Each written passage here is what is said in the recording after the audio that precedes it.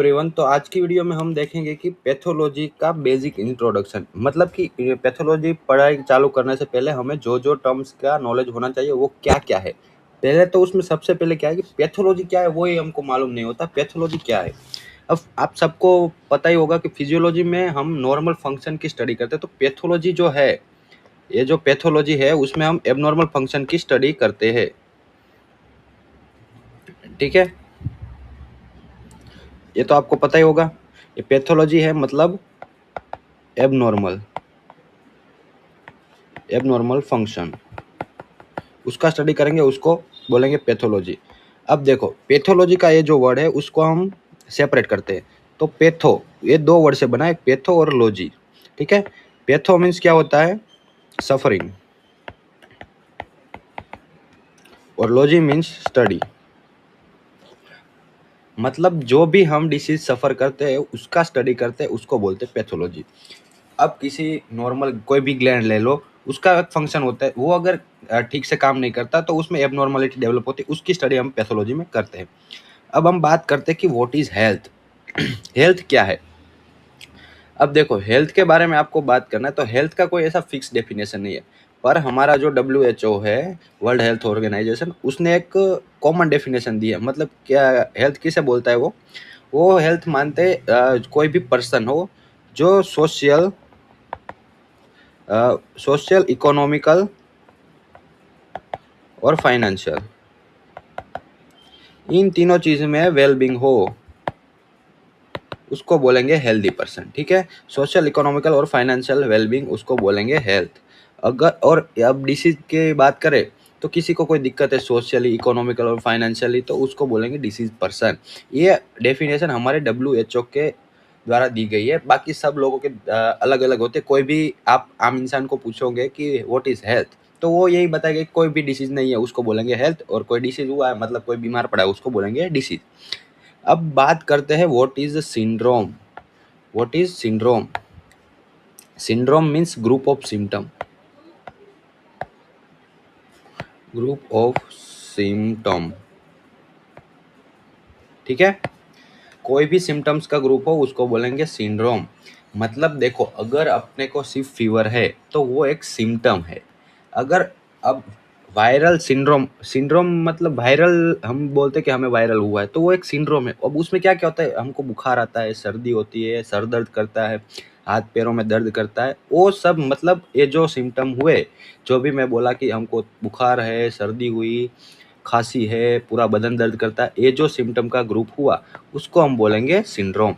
ठीक है, अब आपको समझ में आ गया कि व्हाट इज सिंड्रोम। सिंड्रोम मतलब कि ग्रुप ऑफ एक सिम्टम, उसको बोलेंगे हम सिंड्रोम। समझ गए आप। अब बात करते हैं फादर ऑफ मेडिसिन की। कौन है मेडिसिन का फादर, मतलब जिसने बहुत कुछ झंडे गाड़े हैं इस फील्ड में, उसका नाम क्या है, उसका नाम है हिपोक्रेट्स। हिपोक्रेट्स, ठीक है। आप सबको पता ही होगा हिपोक्रेट्स के बारे में, आपने कहीं ना कहीं पढ़ा ही होगा। यह बहुत ही आपकी भाषा में बहुत ही गाली देने वाला इंसान। हाँ, वैसा मैं भी देता हूँ, कोई बात नहीं, हम सब लोग एक ही वो है, एक ही सेम लेवल पे। पर छोड़ दो, ये देखो आप, हिपोक्रेट्स, ये इन लोगों का ऐसा कहना है कि इन लोगों ने सर्जरी वो सब डेवलप किया है। इन लोगों का ऐसा कहना है कि वो सब सारी थियरी इन लोगों ने दी है, पर उन लोगों ने हमारे कभी भी वेदास और वो सब स्टडी नहीं किया। हमारे वेदा में लिखा हुआ है, साफ साफ लिखा हुआ है, सुश्रुत संहिता, चरक संहिता में, उसमें भी वो लोग आँखों की सर्जरी भी करते थे उस टाइम पे। और ये लोग बोलते हैं कि उन लोगों ने सर्जरी डेवलप किया है, उन लोगों ने मेडिसिन देना चालू किया, तो हमारे ऋषि मुनि तो क्या जख मरा रहे थे। ठीक है, वो छोड़ो, ये बोल रहे तो हमें पढ़ना पड़ता है, कोई बात नहीं। अब बात करते माइक्रोस्कोप की। फर्स्ट माइक्रोस्कोप इन्वेंटेड किसने किया था। फर्स्ट माइक्रोस्कोप देने वाला इंसान, जिसको आप सबको गाली देने का बहुत मन करेगा, उसका नाम है एंटोनी वान ल्यूवेनहॉक। ल्यूवेनहॉक, ठीक है। अब देखो, ये माइक्रोस्कोप की ज़रूरत हमें इस फील्ड में सबसे ज़्यादा पड़ती है। अगर हमें पैथोलॉजी की स्टडी करना है तो माइक्रोस्कोप तो चाहिए ही चाहिए। आप सबको पता ही है कि हम पैथोलॉजी में क्या स्टडी कर रहे हैं। हम ग्लैंड में कोई भी डिसीज हुआ उसकी स्टडी कर रहे हैं, ग्लैंड में या कोई भी बॉडी में कुछ भी, तो हमें उसमें स्टडी करने के लिए सेल तो चाहिए, क्योंकि उसका नॉर्मल फंक्शन हमें मालूम है। अगर वो हम स्टडी करेंगे और देखेंगे कि ये नहीं हो रहा, तो मतलब कि पैथोलॉजी डेवलप हुई है। ठीक है, तो उसके लिए माइक्रोस्कोप चाहिए। तो इस बंदे की वजह से हमारा एक सब्जेक्ट बढ़ गया।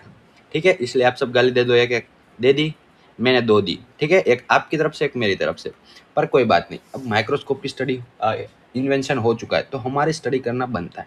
पैथोलॉजी ऐसा बोरिंग सब्जेक्ट नहीं है, बहुत ही इंटरेस्टिंग सब्जेक्ट है। कोई बात नहीं, हम धीरे धीरे सब कर लेंगे। ठीक है, अब बात करते फादर ऑफ हिस्टोलॉजी। हिस्टोलॉजी का फादर कौन है? इसका नाम बहुत ही अच्छा है, मालपीगी। मालपीगी, कोई भी उल्टा सीधा नहीं सोचेगा, मालपीगी है। अच्छा, समझ गए? फादर ऑफ हिस्टोलॉजी कौन? मालपीगी। ओके, इस लोगों को तो आप सब जानते ही होंगे। अगर जो बंदा इस लोगों को नहीं जानता, उसको अपना मेडिकल फील्ड छोड़ देना चाहिए। ठीक है, चलो अब कुछ और तीन महान लोग हैं, उनकी बात कर लेते हैं। Sir Percival port. अब आप सब लोगों ने सुना ही होगा पोर्ट्स डिसीज। पोर्ट्स डिसीज के बारे में भी हम पढ़ते ही है, क्या है वो हम बाद में स्टडी करेंगे। जैसे हम पैथोलॉजी में आगे बढ़ेंगे तो उसके हिसाब से हम स्टडी करेंगे। वो बंदा है, पोर्ट्स ने सबसे पहले क्या दिया था आप सबको पता है? स्पाइनल टीबी जो होता है, स्पाइनल में टीबी, उसका ये स्पाइनल टीबी, ये इस बंदे ने इन्वेंशन क्या बोलते हैं उसको, सबसे पहले नोटिस किया था। अब थॉमस एडिसन। अब एडिसन भाई साहब का है एक और क्या बोलते हैं वो, एडिसन सिंड्रोम। उसमें क्या होता है, उसमें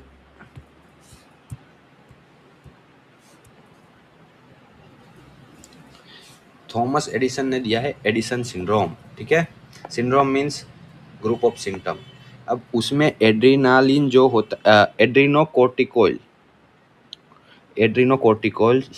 जो हार्मोन होता है उसकी इनसफिशिएंसी होती है, उसकी वजह से जो डिसीज बोलते हैं उसको बोलते हैं एडिसन सिंड्रोम। समझ गए आप? उसका इसने किया है। Thomas Hodgkin's. हॉडकिंस डिसीज भी आप सबने सुना ही होगा, वो इस बंदे की देन है। ये कुछ काम का नहीं है, मतलब आप सबको ऐसा पता ही होगा पैथोलॉजी में 3 सिस्टम। कोई बात नहीं, अब हम बढ़ते हैं आगे। सब डिवीजन ऑफ पैथोलॉजी, मतलब पैथोलॉजी के भी अंदर टाइप्स है। मेनली इसको हमने 2 टाइप में डिवाइड किया है, क्या? मॉर्फोलॉजी और नॉन मॉर्फोलॉजिकल। अभी सिर्फ हम इसका बाहर से मतलब कि नाम, सिर्फ नाम ही पढ़ेंगे। ठीक है, उस क्योंकि हमें बाद में सब पढ़ना ही है, छोड़ दो कोई बात नहीं। पहले हम बात करते हैं मॉर्फोलॉजी। मॉर्फोलॉजी के आधार पर जिसका हमने डिवीजन किया है उस वो ब्रांच को बोलते हैं मॉर्फोलॉजिकल टाइप। ठीक है, मॉर्फोलॉजी में सबसे पहला है हिस्टोपैथोलॉजी। हिस्टोपैथोलॉजी, समझ गया, पहला ब्रांच। अब हिस्टोपैथोलॉजी के अंदर और भी, हिस्टोपैथोलॉजी के अंदर मैं कलर चेंज कर लेता हूँ। हिस्टोपैथोलॉजी के अंदर और भी 3 सब टाइप है। उसका बात करेंगे। पहला है सर्जिकल, दूसरा टाइप है एक्सपेरिमेंटल, ठीक है, और तीसरा है फोरेंसिक पैथोलॉजी। एक्सपेरिमेंटल में मतलब नाम से पता चल रहा है एक्सपेरिमेंट होते हैं, और फोरेंसिक मतलब फोरेंसिक जो भी हमारी स्टडी होती है उसके हिसाब से होता है फोरेंसिक पैथोलॉजी। अब बात करते हैं दूसरा, मॉर्फोलॉजी के आधार पर दूसरा टाइप कौन सा है। इसमें दूसरा टाइप है साइटोपैथोलॉजी।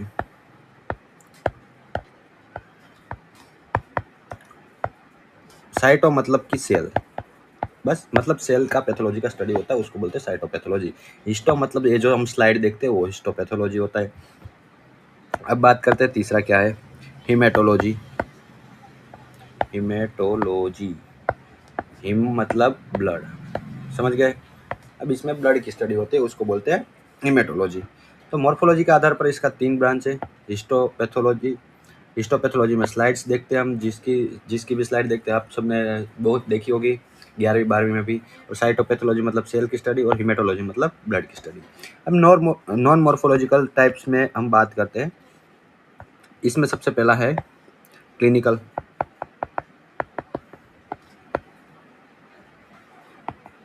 अब क्लिनिकल पैथोलॉजी मतलब कि डिसीज की, कोई भी डिसीज है उसका पैथोलॉजी स्टडी करना है, उसको बोलेंगे हम क्लिनिकल पैथोलॉजी। दूसरा क्लिनिकल बायोकेमिस्ट्री। क्लिनिकल बायोकेमिस्ट्री दूसरा ब्रांच है। तीसरा ब्रांच है माइक्रोबायोलॉजी। माइक्रोबायो, आप सबने बी ग्रुप ही लिया था तो आप सबको बायोलॉजी था, तो आप सबको पता ही होगा माइक्रोबायोलॉजी क्या है, उसमें हमें बताने की कोई ज़रूरत नहीं है, समझ गए आप। अब चौथा टाइप है इम्यूनोलॉजी। इम्यूनोलॉजी, इसमें हम इम्यूनिटी की बात करेंगे। पांचवा है मेडिकल जीनेटिक्स, मतलब कि जीनेटिक, मेडिकल जीनेटिक्स। और छठा है मोलेकुलर, मतलब मोलेकुलर मतलब कोई भी सब्सटेंस है वो अलग अलग मोलेक्यूल्स का बना होता है, उसमें से एक मोलेक्यूल उठाएंगे, उसका स्टडी करेंगे, उसको बोलेंगे मोलेकुलर। तो अब हमने बात की कि पैथोलॉजी में मेनली दो डिवीजन है, मॉर्फोलॉजिकल और नॉन मॉर्फोलॉजिकल। मॉर्फोलॉजिकल में फिर से हमने तीन ग्रुप में डिवाइड किया, कौन कौन सा, हिस्टोपैथोलॉजी, साइटोपैथोलॉजी और हिमेटो। हिस्टो में स्लाइड देखेंगे, साइटो में सेल देखेंगे और हिमेटो में ब्लड देखेंगे। फिर नॉन मॉर्फोलॉजिकल में clinical pathology, clinical biochemistry, microbiology, इम्यूनोपैथोलॉजी और मेडिकल जीनेटिक्स और मोलेकुलर। ठीक है, तो आज का वीडियो हम यहीं तक रखते हैं। आप सबको हमने बहुत सारी